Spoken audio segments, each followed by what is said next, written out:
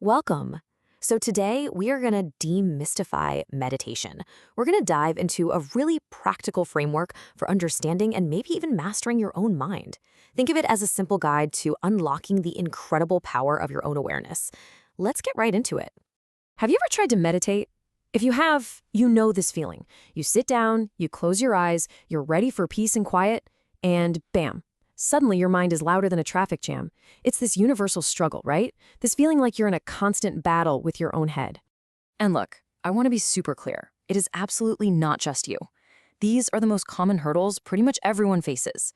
Your mind wanders, you start getting sleepy, maybe your back starts to ache, and the whole thing can just feel, well, overwhelming. It's a totally normal part of the process. But what if there was a simple, actionable method to navigate all that inner chaos?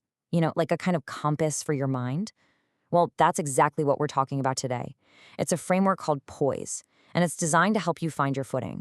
Yep, POISE. It's an acronym for 5 really simple steps: presence, observer, investigate, space, and embody. Think of it as a step-by-step guide you can pull out anytime your mind feels like a battlefield. And it all starts with P, for presence. All right, so let's break it down. First up, P is for presence. This is the foundation of everything. It's simply about noticing what's happening right now. Where are you sitting? How does your body feel? What thoughts are just floating around in there? And here's the most important part. You do it all without judgment. You're just watching. Okay, next up is O for observer. And you guys, this is a total game changer. It's that profound click moment when you realize that you are not your thoughts. There's a feeling of anxiety, and then there's you, the one who is noticing that feeling. They are 2 totally separate things. There's this amazing metaphor that just nails this idea. Imagine your awareness, your consciousness, is like the vast open sky. And your thoughts, your feelings, they're like birds flying through it. Sometimes the birds are chaotic, sometimes they're peaceful, but they are just passing through. They are not the sky. You are the sky. So that brings us to I, which stands for investigate.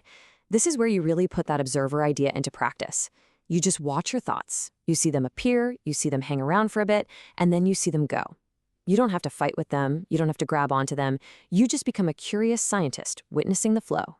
Next is S for space, and this is the beautiful part.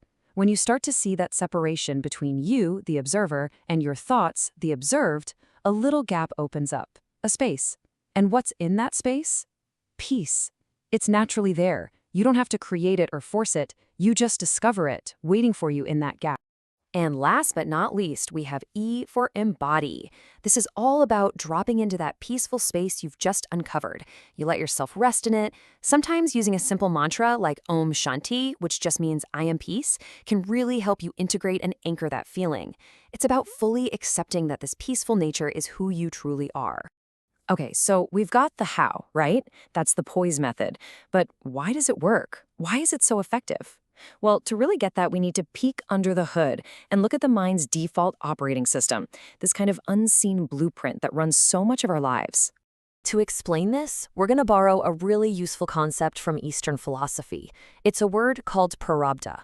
Now, don't worry about the word, just think about the concept. It's basically the part of your life story that's already set.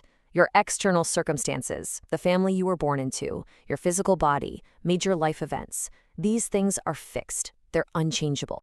The best way to think about it is this. Prarabdha is like an arrow that has already been shot from a bow. It's already in flight. Its path is set. It determines the situation you find yourself in.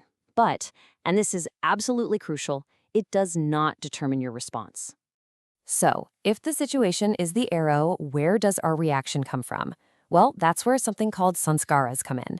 Sanskaras are all the internal patterns, the psychological grooves that have been carved into your mind by every single thought and action you've ever had. They're your habits, your tendencies, your gut reactions. It's why you automatically get anxious when your boss calls, or why a certain topic always makes you defensive. The key thing here, these patterns are changeable. So let's put it all together, right? Prarabdha versus sanskaras. Prarabdha is the fixed external event. It creates this situation. The sanskaras are your internal reactions. They shape your response. And here's the huge difference. Prarabdha is fixed, but your sanskaras are changeable. You can't change the stressful project deadline, but you have 100% of the power to change your habitual response of panicking. And this brings us to the most empowering takeaway of all. This is where your true power lies in every single moment of your life. The power to choose how you respond. If you take one thing away from this explainer, let it be this. Your freedom, your real power, doesn't come from trying to control your external circumstances. It comes from choosing your internal response to them. This idea, right here, can literally transform your entire inner world. You know, this completely flips the script on a huge meditation myth. The goal is not to stop your thoughts or achieve some kind of blank mind. I mean, that's basically impossible. The real goal is what you could call conscious thinking, developing an extraordinary awareness of your thoughts without getting all tangled up in them. So why do we practice? What's the point? Well, every time you sit down and use a method like poise, you're doing two things. You're weakening your attachment to what happens on the outside, and you're loosening your identification with your own temporary thoughts on the inside. That is how real, deep, lasting change happens. And that leaves us with one final thought to ponder.